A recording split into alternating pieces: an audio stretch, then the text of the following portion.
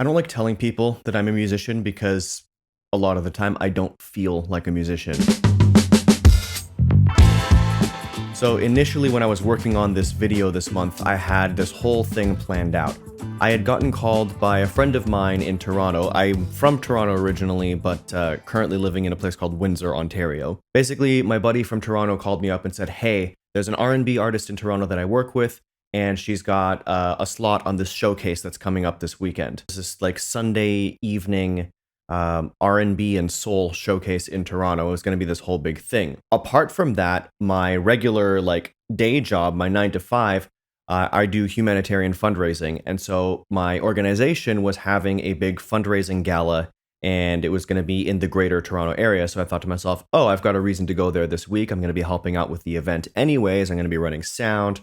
I'm going to be singing at it. In fact, lo and behold, musician. So I'm going to be in the greater Toronto area, so I can just go there for the event, stay for the weekend. We can rehearse in the days leading up to it, and it's going to be great. Long story short, I hopped on a train. My wife needed the car here for that week. So I hopped on a train, made my way to stay with some family in the area, and everything was going to plan. The fundraising gala went really well. I sang at that and assisted with the sound in more ways than I had expected to. But it went great. Everything was going well until we got down to a couple days before the weekend, and my buddy gets a hold of me and says, hey, so the actual promoter, the person putting on the show, has been disorganized, and a bunch of things have fallen through. They had to cancel the entire event. So I rebooked my train ticket to come back home early because I was just going to honestly be spending my time waiting around doing nothing, and I hadn't made any plans with other friends in town. People were busy, so I just kind of came back home. And it was during that extended train ride back home, just waiting in the station for my train to come and trying to make sense of what had just happened, that I found myself confronting feelings that have kind of bothered me and haunted me for the last couple of years. I get the feeling that there's probably a lot of people out there who are like me, who have some kind of side gig or side pursuit that is important to them, especially an artistic pursuit, that for whatever reason you've not been able to turn into your full-time job or a full-on career or something. And that's always bothered me a little bit because I've been around music so much in my life, and it's always been so important to me. And for whatever reason, there's always been something else taking up my attention or taking up my time. And those things have been valuable. Those things have been good things. I'm very proud of the things I've accomplished in life outside of music. But there's this nagging feeling that kind of follows me around all the time that I'm still learning how to deal with. And I guess what this video is just me trying to process that feeling, especially the way that it's been hitting me lately.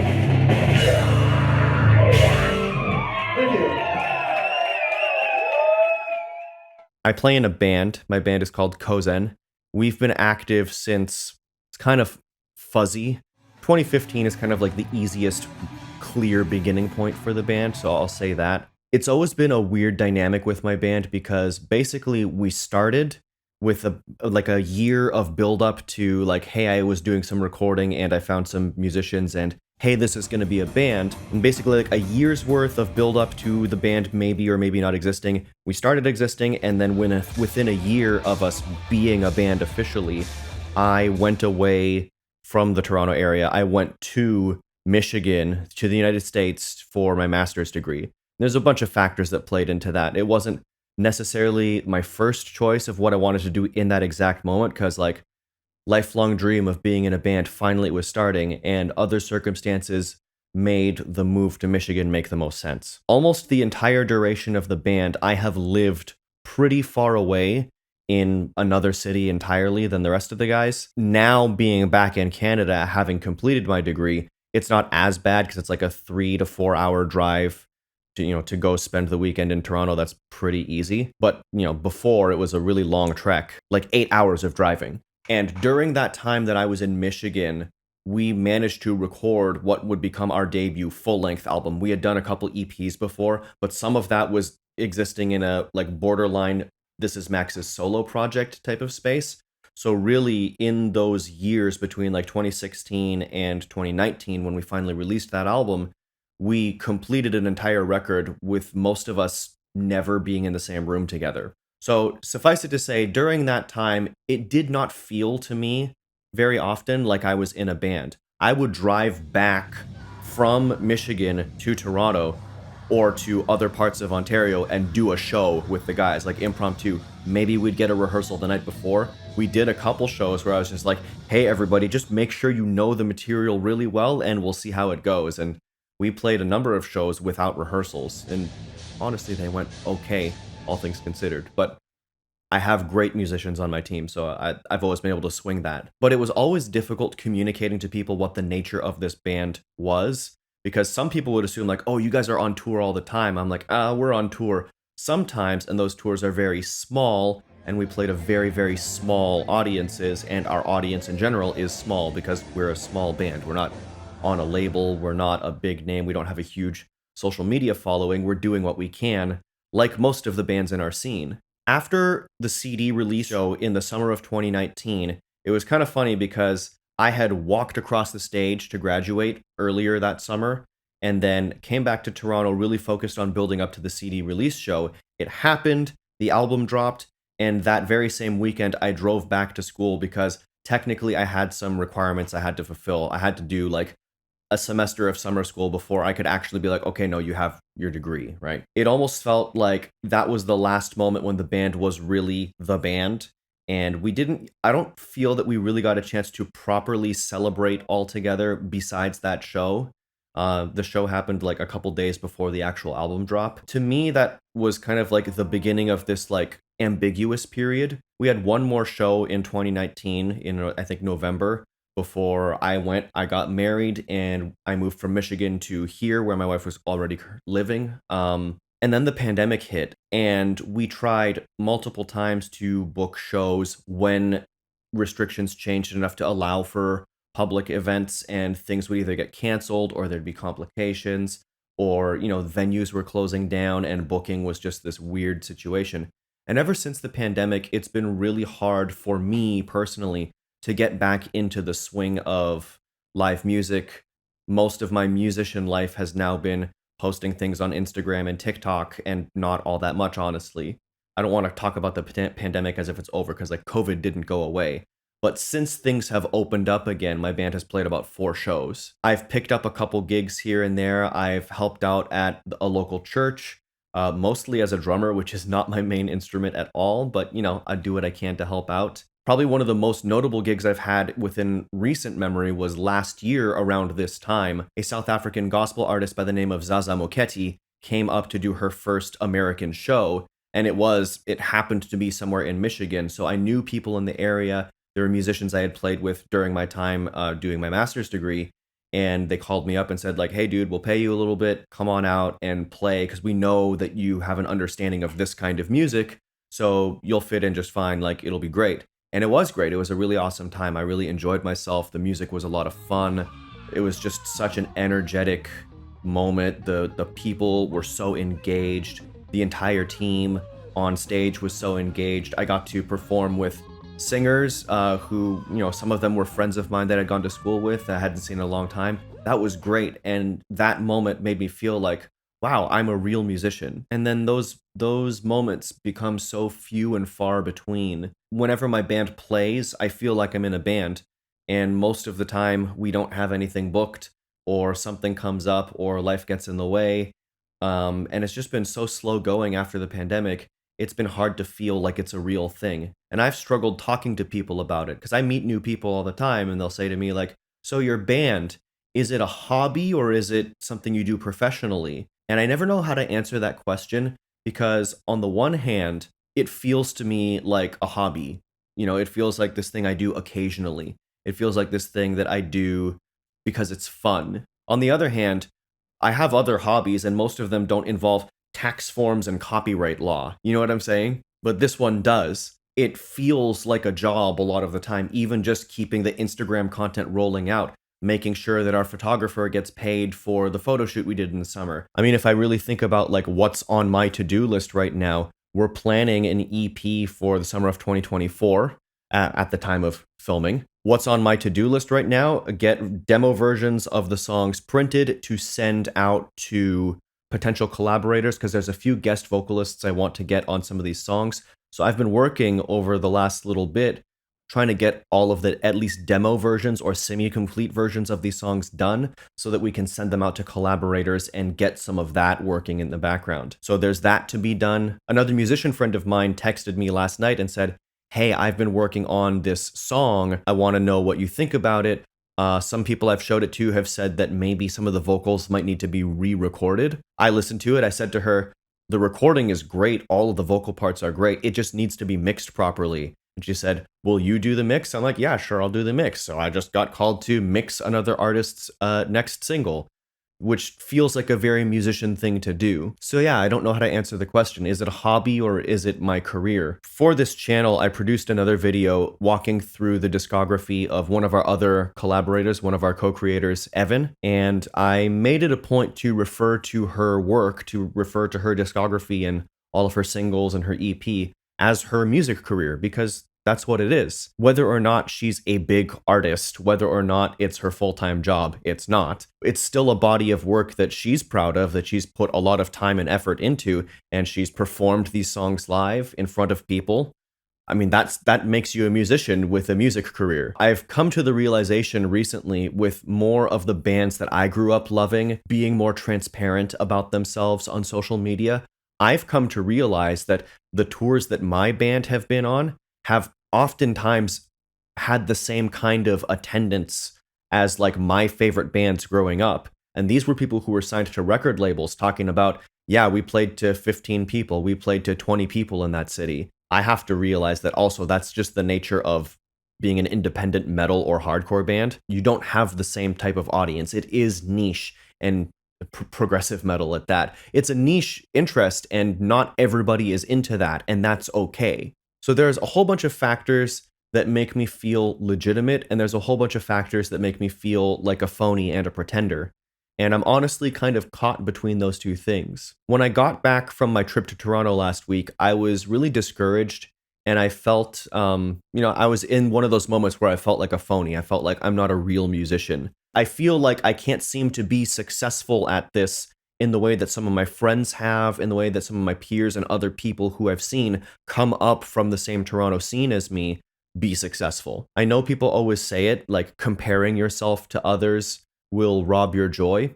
And I think I'm coming to understand how much truth there is in that and how much wisdom there is in that. However, I also think that that wisdom only goes so far, because I've also come to appreciate that you don't only have to compare yourself to people who you think are better than you. There are so many other people I know personally who are more or less operating at the same level that I am musically, who I think have fantastic music. There are so many other bands that I've played with who are part of our scene that I adore and have written and recorded some of my favorite music ever. And I feel so privileged to be in the same scene as them. And when I compare myself to them, that's actually really exciting, because the comparison isn't this hostile or competitive thing, but it feels more like sharing. It feels more like being on a journey together. When I think about those bands I mentioned before, some of my favorite bands that I ever listened to growing up, knowing that so many of them financially struggled, never really made money off of these records that were produced by legitimate record labels, and knowing just how much of a struggle it was for them, and yet how much their music meant to me, that comparison actually brings me a lot of joy. And so I don't know if it's a matter of not comparing myself to others, or if it's a matter of having comparisons with more wisdom baked into them. Being wise about what I compare myself to. Sure, I can compare myself to people who I know who are maybe actually working as musicians full time, but I also know that they're not necessarily doing the same things I am. I'm driving a creative vision for a band, and so that means I'm the artist.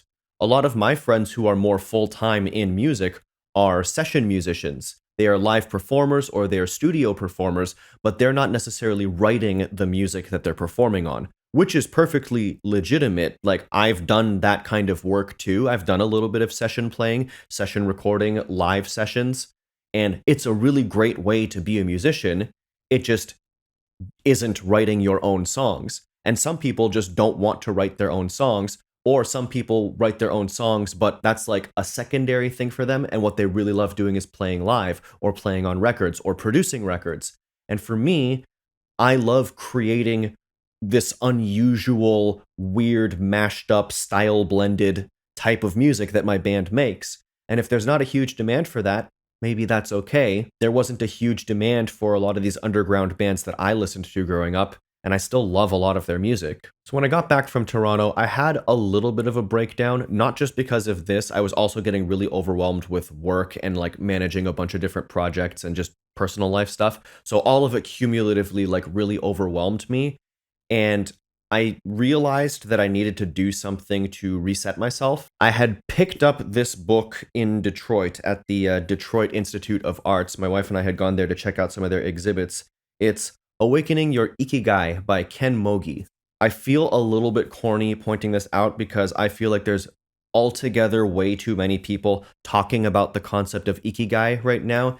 And to me, it almost feels like the self-help industry is kind of watering the concept down. But I've also been on a journey lately of finding other things in my life that are also important to me that aren't necessarily my musicianship. One of those important things is that I'm Okinawan by descent. I'm half Okinawan, at least. If you don't know about that, Okinawa is a subtropical island. It's an archipelago of islands to the south of Japan. Politically, it is part of Japan. Japan annexed it, basically, as part of their, like, imperial project. So it's politically part of Japan, and it has had a Japanese identity in many ways forced upon it.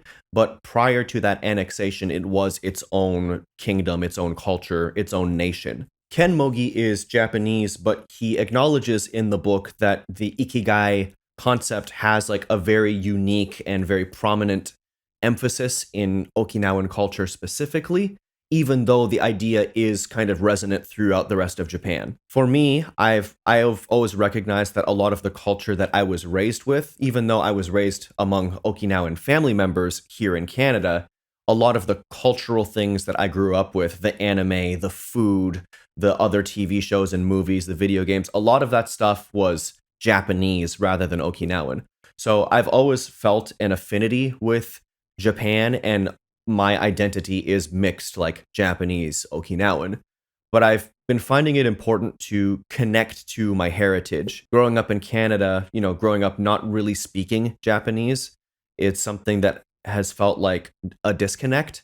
And now I've been spending the last few years of my life trying to learn Japanese in hopes of maybe also one day being able to learn Uchinaguchi or one of the other languages of Okinawa, and connecting to wisdom for life from my own background is something that I feel entitled to, is something that I feel is legitimate. And so even if there's like a ton of people talking about Ikigai right now, I don't feel like I have to compare myself to them, because like this is mine as far as I'm concerned. Like this is the natural wisdom that I should be gravitating towards. I'm not all the way through the book yet, but last week when I was trying to give myself a little bit of a reset, one of the things that I gathered from this book was that it's important for me to build out time for myself, to do the things that matter to me, to do the things that enrich and just bring my life joy.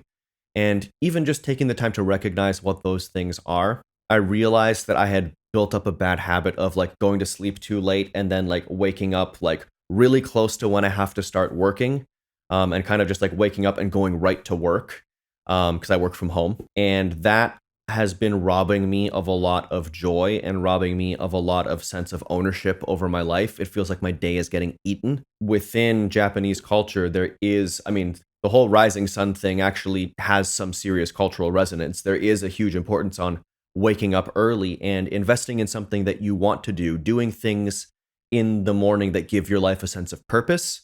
Ikigai is all about finding your sense of purpose in the world. So last week, I started trying to go to bed earlier and wake up earlier and invest some time in the mornings to do something that I like before I get started with work, so that I can feel like I own my day, so that I can feel like the things that matter to me are actually part of my day. Oddly enough, I was able to put some time into getting some music done and getting some demos finished or some guitars recorded that needed to be done, whatever. I also realized that one of my morning rituals that has been hugely formative and very meaningful for me has been walking my dog. He's asleep on the couch over there right now as I film this, and it's very, very cute. But every morning, within that time that I wake up, I do take my dog for a walk.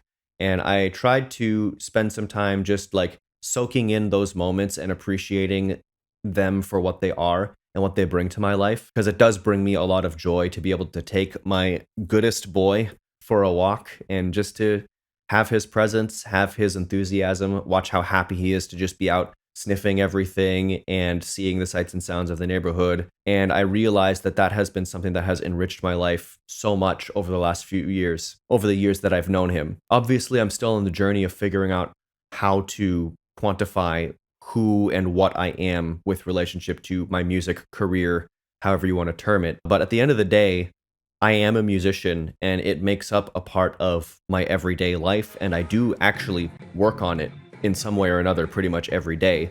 So I guess that is musicianship. And at the end of the day, am I a musician? Am I not a musician? Well, I'm me.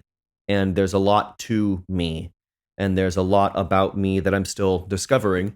And all of that is okay. So I don't have a definitive answer for myself about, how to fully make sense of where I'm at in my life, where I'm at in my career, where I'm at in anything really.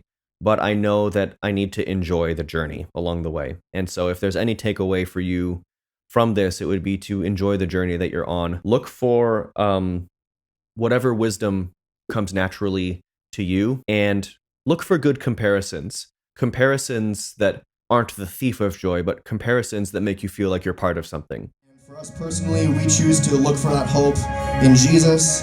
If that's not you, then we're totally cool. We love you anyways. But we're all about him, and we're all about making awesome music with you guys. So this last song's for all of you. It's called Calluses.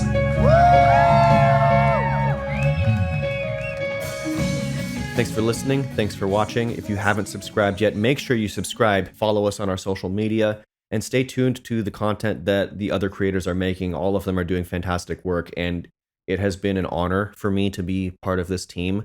I am thoroughly and regularly inspired by every other person involved in this project, and I wouldn't trade it for anything.